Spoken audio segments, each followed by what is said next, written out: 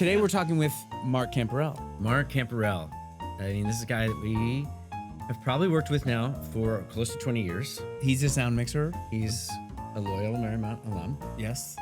I think he's actually an award-winning sound mixer. A lot of golden reel awards. Yep. Yes. Yep. I think he might have won one for some of our stuff. Really? Oh, he did. Like the off season, I think. Yeah, he did. For ABC. Yeah. And he's anyway done a lot of video games, feature films. Yep. Television. Did a lot of Warner Brothers, like Arrow and The Flash. Yep.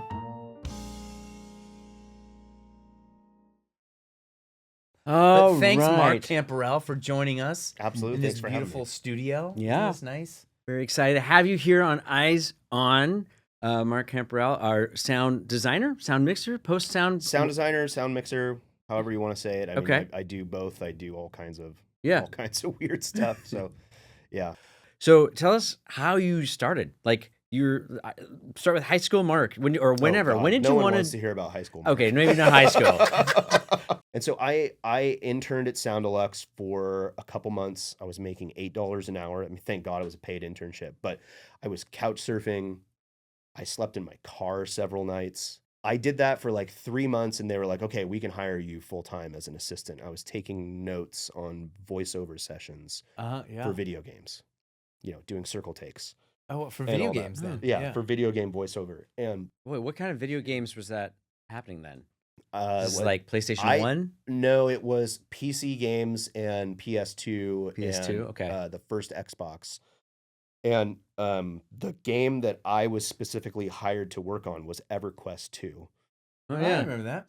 And that was cool because we had all these people coming through that it was such a big cast. I think at the time it was the largest voiceover project that had ever been undertaken for a video game. It was 250,000 lines of dialogue or something crazy like that. Yeah. And it was like everybody that had ever been an animation voice actor came through there, and all these people I got to meet, and it was pretty cool, right? Yeah. And then from there, I started getting more interested in sound effects editing and sound design, learning what the difference was between sound design and sound effects editing, and basically proceeded to get what I like to call one of the better advanced degrees in sound design that one could possibly have gotten while getting paid to do it. Sure. Learning from people that are Oscar nominees, learning from people that have several Emmys just sitting on their desk, having a studio right next to people that have also won Oscars, and trying to ask them to come look at my stupid little thing, and them being like, I don't have time. Oh, so they weren't. These weren't mentors then. Well, no. That was absorbed. later. I mean, you got to catch them on a good day. Other days they'd be more than happy to tell you what you did wrong. Yeah. But so I worked there for 3.5 years, and that was kind of one of the beginnings of their weird turmoil with lots of let's call it business downturn and restructuring, where they lost a whole bunch of people at the same time. And I was one of those people.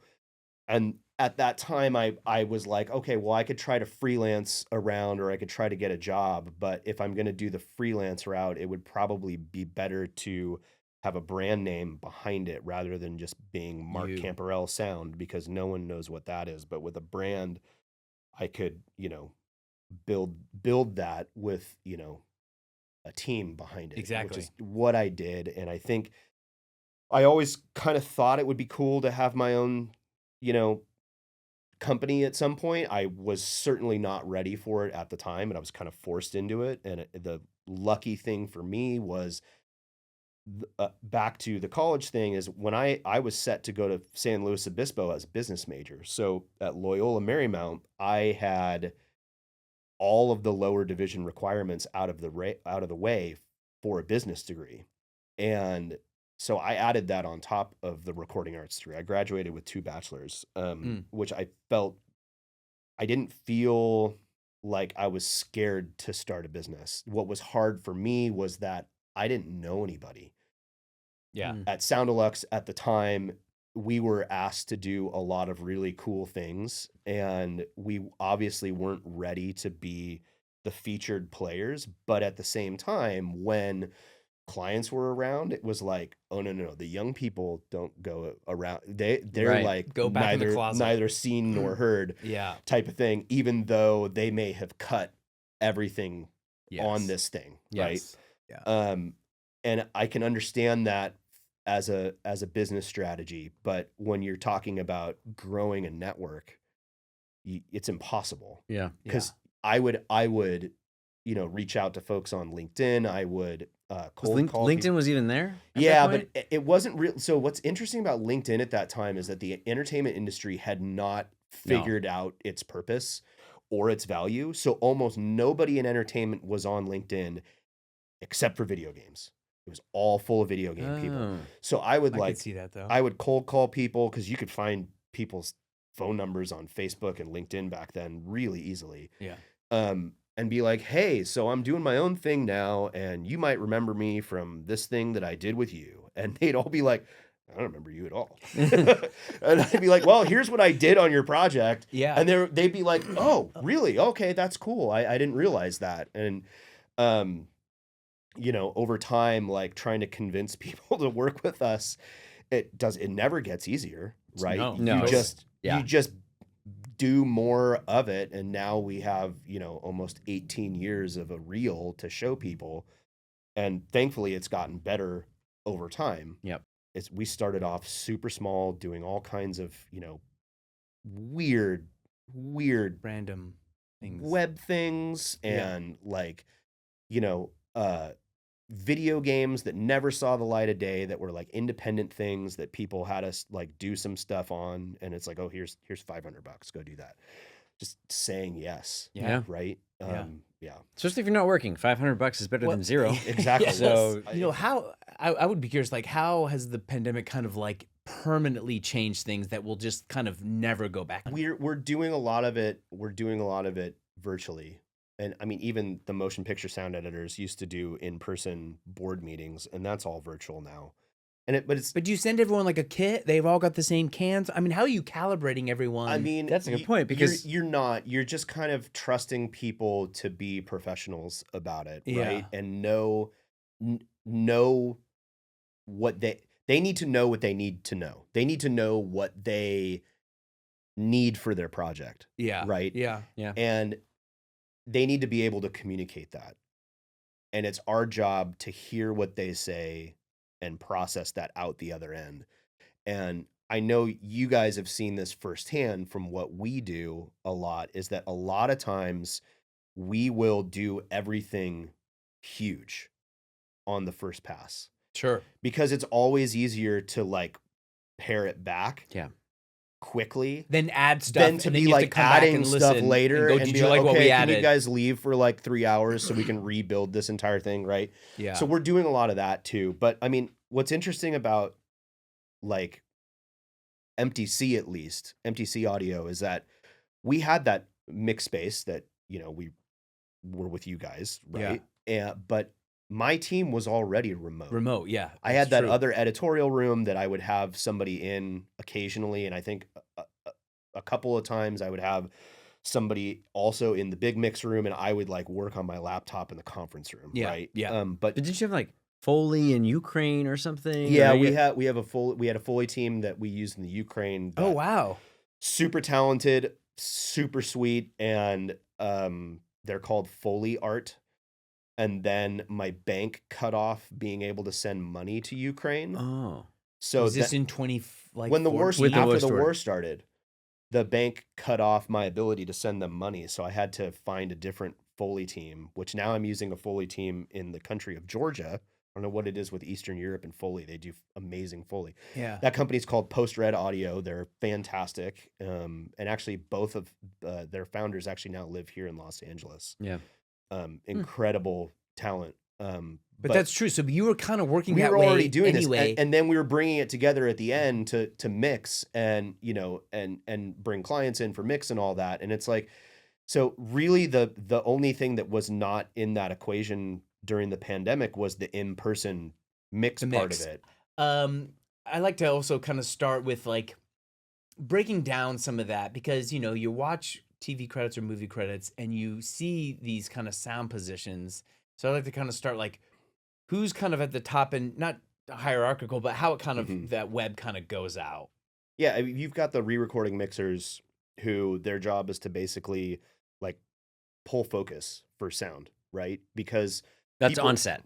Oh, no, I'm talking about Oh, after. in post. post. Oh, Yeah. okay, Yeah. okay. On set you've got the location sound mixer. Yep.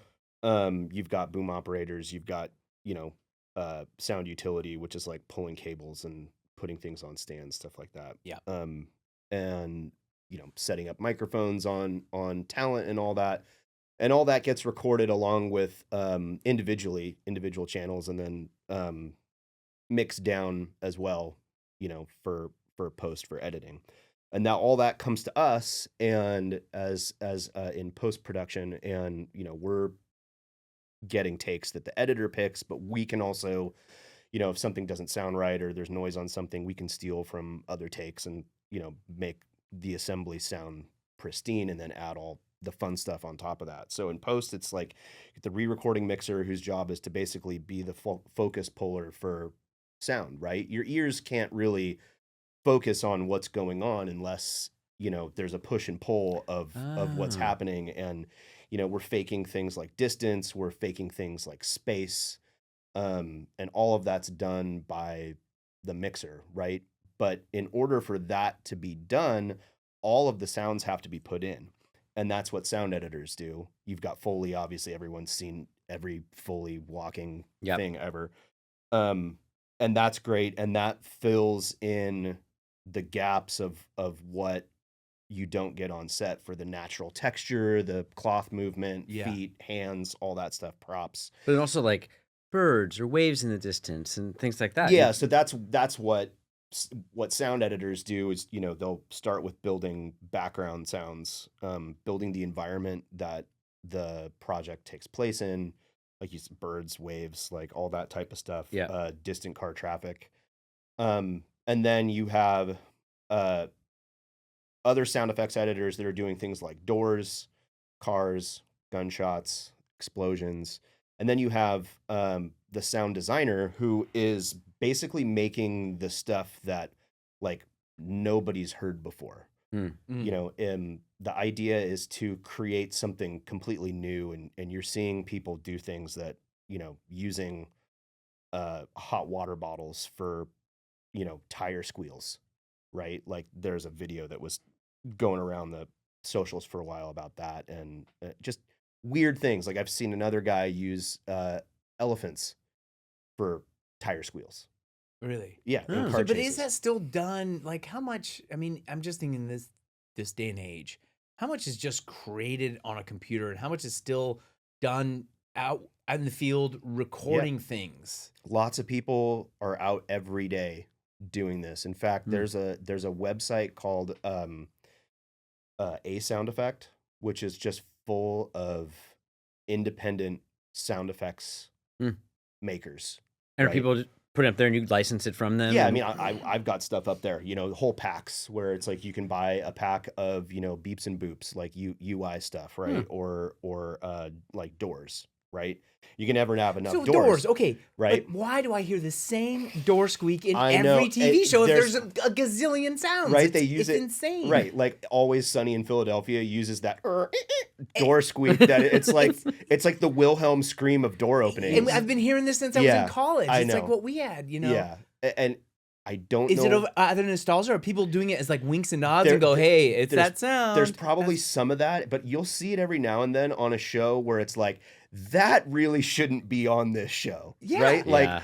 someone should have found something else, but every once in a while, someone will just, someone higher up the food chain will just get attached to what was in the cut Uh-huh. and just not be able to let go of that temp love. You know? Yeah. So when we work with directors and producers, a lot of times, like early on in the cut, and this is especially important on television where the timelines are super compressed, Sure. is we're trying to give them things they need before they're even done with the cut. Like they know they're going to need this specific, creature growl scream thing. We try to give them stuff that we've come up with so that along the way in the edit, producers and directors are falling in love with our stuff, Yeah. not the generic, sound ideas 1000 library. series, like, which Yeah. it's fine. Like there's always a time and a place for those, ubiquitous library sounds if they're cut in a good way, right? And it's like I've got that pack that I just mentioned, right? I use it all the time, but people get sick of it, right? Mhm. Or you're working on something where the directive was like, this needs to be new, everything needs to be fresh and not heard before, and so you start throwing that stuff in there and it's recognizable. And so what we try to do is get the producers and directors to fall in love with the new fresh stuff by getting it to them earlier in the process. Yeah. So then their picture editor can put it into the cut, Early. before the studio sees it. Yeah. And then they're falling in love with Worst that. case, that's the Yeah. pass that Right. they fall in love with. But And you've then- worked on scripted, you've worked on unscripted, you've worked on commercial, Yeah. promo, you've worked on branding. Mhm. Like, I don't know if you can talk about it, but Video you, games. you did branding for FX. That Mhm. little, like, can you do it? Can you make the sound? No. Oh, the It's FX like logo. boom, bing, like the, Oh, the wow, I FX. didn't even know that. Yeah. Wait, you didn't know that? No. Do You don't remember hearing that like months on end in our office. Ad He was in nauseam? yes, and I was like, Maybe I what, blanked that out of my what could head. you possibly be changing that many times? Exactly. And then whenever we see it, we were watching The Bear, and I'm like, oh, I remember that. It brings me right back. Yeah. How did you miss that? You were in the corner office. He had the corner office. He probably had with a view. headphones on, Yeah. Yeah. tuning out. Yeah. Yeah. Yeah. We've done pretty much everything. I say we. I started MTC Audio in 2007, and we've worked on all those things that you just mentioned, and it's really just because we're so small that you have to say yes to what comes your way. Yeah. Right? You can manifest all you want. Like I tried to manifest Dune 2 for MTC Audio. That didn't come our way. So you got to take the stuff that does come your way. And over time, we've been asked to do all kinds of things. And it started with you guys were our very first client. We were? You were our very first client. We worked out of the bedroom of one of his I mixing remember. partners. No, I remember going there that. for I remember think it going was to the my- I think bedroom, it was but like, my Was it bedroom. yours? Oh, okay. Yeah. But so this was 2007. 2007, we started doing the Heroes cast commentaries, Yeah. right? I just Yeah. remember sitting there, go to your house late at night, cast commentary. So yeah, we had to do like a video cast commentary with the cast of heroes for Mhm. every episode, Yeah. It was a which lot. now seems crazy that we would For go and do this 22 Every episodes. single episode. every Yeah. single episode Yeah. for 22 episodes, and we would 40 minutes. yeah, and then we would go to your house in the middle of the night because Yeah. it would have to go live the night the next day. Yeah. When With the the episode episode. aired. Yeah, I was like force feeding I'd you pop a allergy Claritin medicine. yes, because you had all these cats. I had one cat, okay? There was one cat. It Yeah. felt Don't like make a me lot. sound But like the an old cat cat person. loved me because it just knew. But back to yeah, kind of those early days, and yeah, and then of course you were an installation in our office once we kind of had the office space, and That was for like Marvel mashups, I think, is what. Yeah, that was specifically for Brought you Marvel in. that was mashups, Marvel stuff. Yeah. Because that was, My I memory. think, over 9 months, we did 60 or no, 120. I think it was like it was 100 episodes. Like- yeah. Yeah. How's it really changed? Because since the pandemic, I moved to Colorado. You moved Right. up north. Yep. We do a lot of Zoom calls, and we talk about like there's a difference. There's a difference between the face and face. How does it work? Because it used to be oftentimes clients would come in, they'd sit with the director, and you do the premix. I imagine so much of that is now remote. How's Mhm. that all? I mean, on Working out. bigger things, we will still come to LA Okay. and 4-wall mix space at a big mix, studio, Mm-hmm. and do the whole dog and pony show with clients in there. We've done that a few times. Otherwise, we're either sending sending approvals off and then tweaking notes as they come back. And then there's other technological things. Do you ever get asked to come down, rent a mixing room, and do an in-room session with anybody? Yeah. We did that for a couple virtual reality shorts that Eli Roth wrote. Oh. That Yeah, we mixed at Smart Post West in Santa Monica. And what was interesting about that is that the company that was behind that was Havoc TV. Do you remember Havoc TV Yes. was Yeah. literally across the hall from us Yes. at our office? Yes. And when I told them that story, I mean, we're sitting there, and I was like, I remember being in the elevator lobby of our building, and Eli Roth would be out there with like his dog or something. I'm like, what is going why on? do I recognize that guy? Right? And then later, I put two and two together that he's heavily involved with Havoc, and I told them that story, and they were like, "Wait, are you telling me that we could have just like if this was a year ago, we could have just walked across the hall instead of driving across town To the I was west like, side. Yep. Yeah. You just won a golden reel? Yeah. Yeah. Tell us what did you win it for? So we were nominated. And tell us what the golden reel is. Well, so the golden reel is an award that's put on by the motion picture sound editors. If you're listening, I'm pointing to my hat that I'm wearing because I'm also on the board of the motion picture sound editors. The motion picture sound editors have been around for a very long time. This is actually the 72nd awards show that they've done. So They actually have an award show. Oh yeah, it's a big deal. I mean, I rented a tuxedo. Yeah. Okay. I saw the Yeah, Instagram pictures. Yeah. Yeah. And so they've been awarding the best in sound editing for 72 years, and they added video games to that slate like 22 years ago, something like that. And we were nominated for we had two nominations, one in a video game dialogue category, one in a video game sound effects category.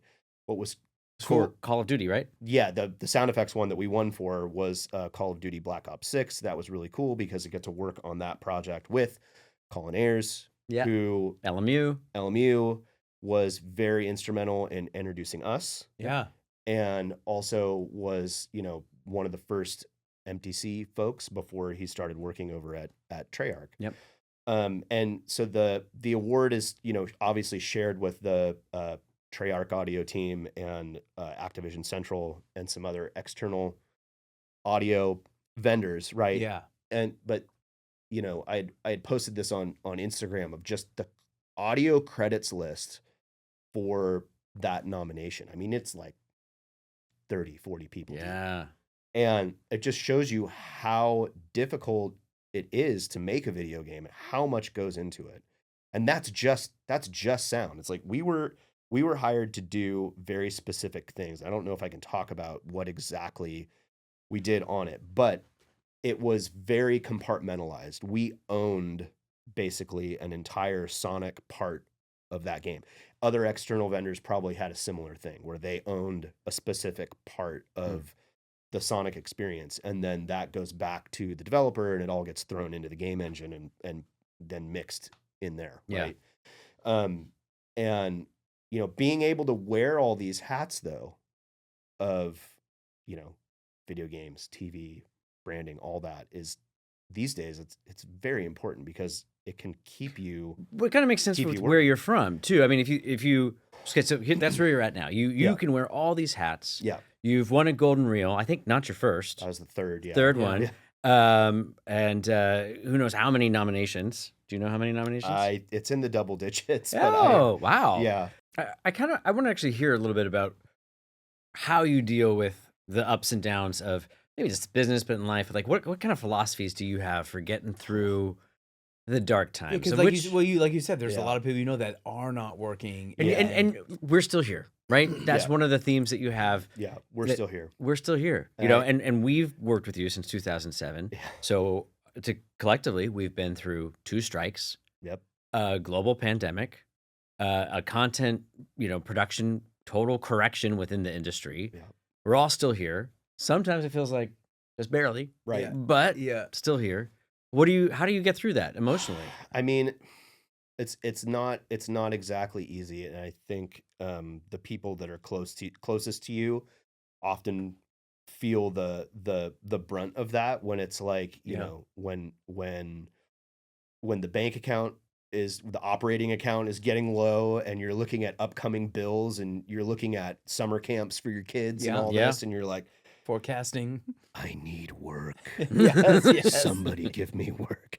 And you're just kind of hoping that something, it's like those are hard times, right? Yeah. Yeah. And I think philosophically, like I have not been, really haven't had a philosophy.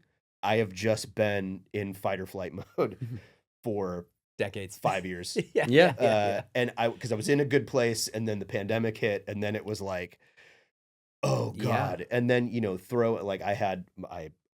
I have 2 kids. My son was born in June of 2020. So it's like throw in a little kid with all of this In the insanity, and it's like I am not doing okay. Yeah. Right. Yeah. Yeah. And finding outlets to just forget about work is really important. That's part of the reason why we moved away from Los Angeles, was Finding some balance. yeah, and it was really important for us to either have space at our house or space near the house. And where we're at, there's this gigantic open space preserve with, you know, over 50 miles of trails, right?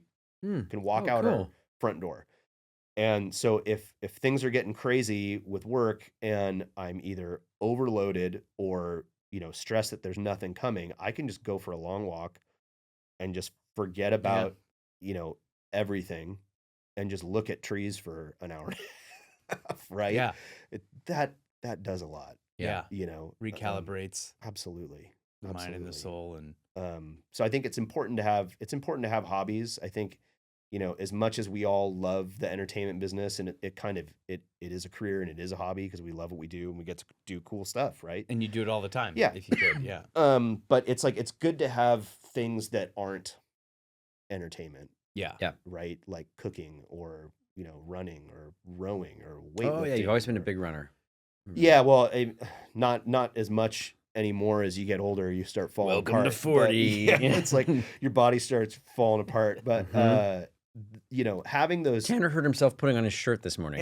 Hey, now. Come on. Detail. that's off limits. Yes. That's too personal. But I will say that, you know, increasingly that time isn't allowed in the budgets. Sure. You know, it's basically like Mm. you should be churn. And it's Yeah. interesting that, Efficiency, get it done as fast as possible. yeah, and it's interesting that, you know, I mean that's very much a television and streaming mindset, right? Schedules are compressed. We know we're asking the world of you. We're asking you to basically do what they did in, you know, Lord of the Rings, where they had 6 months to do it and you get 5 days. Yeah. Have fun. Yeah, but do it. Right. And so then I had the opportunity to help out the team at Sony that did Venom Last Dance last year for a couple weeks. They were getting ready for a temp mix, and they needed help just jamming out on a few of the reels. And I was reminded several times by the other folks on the film that, like, hey, you can slow down. You were like, can slow down.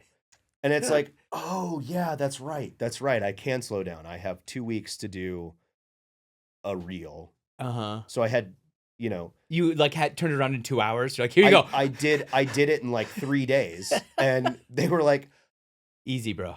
okay, slow down, right? And it's nice to have those luxuries when they come, Yeah. you know, because then you can really get into the Yeah. nitty gritty of the creative. Then you can go, oh, I can take the time to go record this. I can go rummage through my garage and find some weird stuff and see what it does in the studio and see what I get out the other end. Where when you're working on really tight streaming and broadcast schedules, you're almost entirely working out of sound libraries because you just don't have time to go do source anything. anything Yep. else. Yeah. Yeah, so having time to do stuff can also bring joy back into Well, yeah. I mean, because what you're it seems doing. like in two regards, you are shorted the resources in terms of what you can pull to the table. Yeah. And then you're understaffed on your creativity, Yeah. on the inspiration of what inspires it. You don't have time to sit with it and think about it. Take that walk in the woods. Yeah. Have dinner with your kids. Have them say something and go, "Oh my God, that's the thing." Mm-hmm. Leaving room to be inspired. It's human connections, right? Human Yep. connections are why we do the creativity in the first place, right?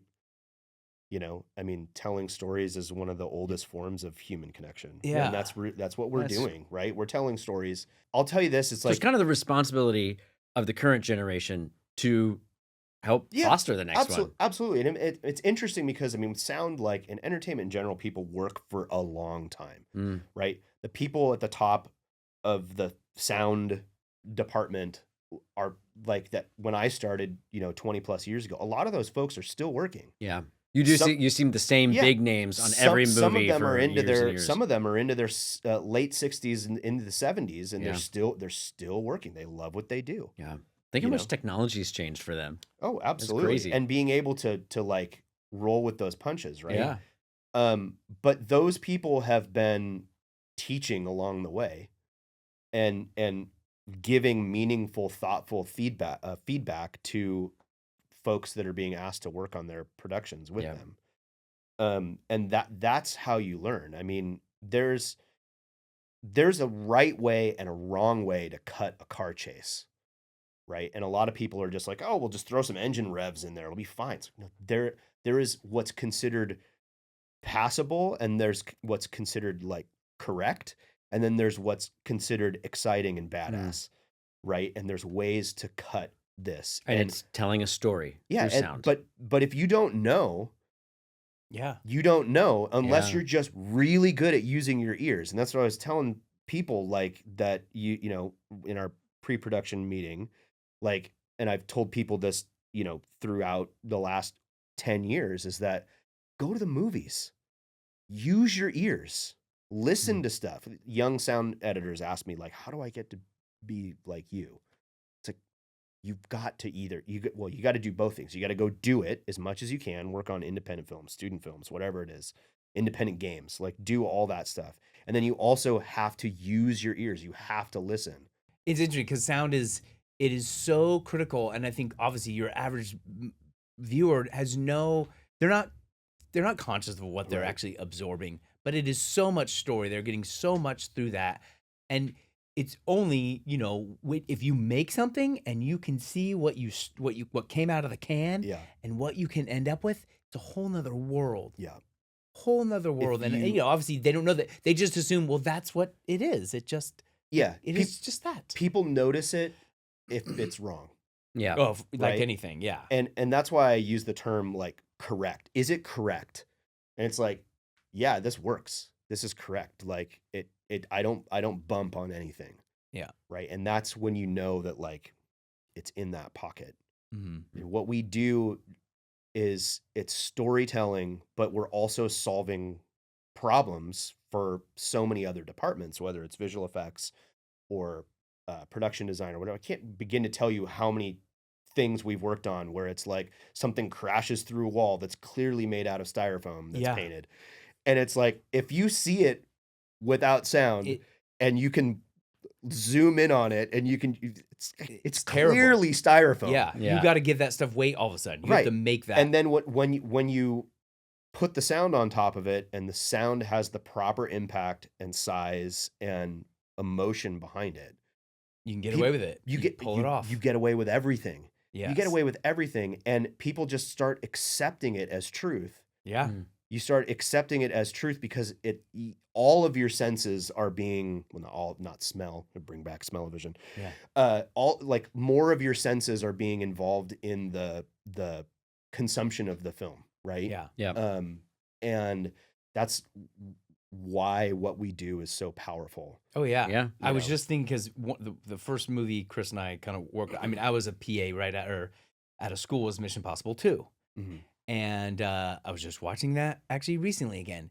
It's John Woo. There's some cheesy ass stuff going on, but what makes it even work? Like there's this car spinning around. That sound design, because Yep. it cuts to slow-mo in the middle of fast. It goes back and forth, and the sound takes you seamlessly between those moments. Otherwise, I mean, I just imagine watching that with no sound going like, that looks so fake. That's so got terrible. to be in the mix room for that movie. It Yeah. was Andy Nelson and Anna Belmer doing that. I mean, it's an art form. Oh, like that's where yeah, I was like, Andy these Nelson are artists. is like one of the best of the best when Yeah. it comes to mixers. Like, It is incredible. yeah, that just what you just described is perspective changes. Yeah, right. And that is so a very powerful part of sound. Yes. And selling the believability of it is that having the right perspective, space, all that weight, it all goes together with the believability of what you're seeing on screen. That's the game. It's putting together the puzzle Yeah. and making it as exciting as possible for the audience and Yeah. making people like get that feeling where the film is like rumbling their chest, like they're feeling the movie. And that's what people go to the movies for. Yeah. I mean, Oh, absolutely. Yeah. Mark, it has always been my favorite moment of working on projects is actually when I bring it to you, and I'm so depressed because the cut, you're just like, what I'm is like, this? there's no life to it. It's okay. I don't know if this thing's gonna work. This and then edit is the worst, but we have no other choice. we're done. The edit's locked. We gotta send it to Mark. yeah, And then it just like You're like, it comes you're to never life. done. You just run out of time. Yeah. Thank you for that. I mean, Yeah. it's always fun. You're a true artist. You Yeah. really, and you've always cared about what you do, and it just everything elevates. And then we change the cut, and you get all grumpy with us because you have to read. Nobody likes picture change. Yes. Is it locked? Are you sure? Yeah. Final. Has Final. everyone's- Yeah. Final V2. Yeah. Final thing. Oh, Jesus. Any do's or don'ts in Hollywood that you want to share? Just through your course of career. Don't be a jerk. Well, I mean, yeah. it's like Tanner. you spend. I noticed I was looking at you when I'm listening. you spend so much time with people on mix stages. I mean, it's literally weeks on end if you're working on big features where you might be 6 weeks, 12, 14 hours a day, every day, 7 days a week with the same people. It's like you can't be a jerk. You have to be flexible. You have to have the common goal in mind. And that is the story that you're telling on the screen, and then being a nice person to the people you're working with. Yes. Yeah. And at the end of the day, like if you realize that everybody has the same goal on a movie or whatever it is you're working on, and that you realize that there aren't people that are, purposefully trying to sabotage you or out to get you. It's like, if you come at it from a non-adversarial approach, you'll start to realize that like, we're on the team. yeah.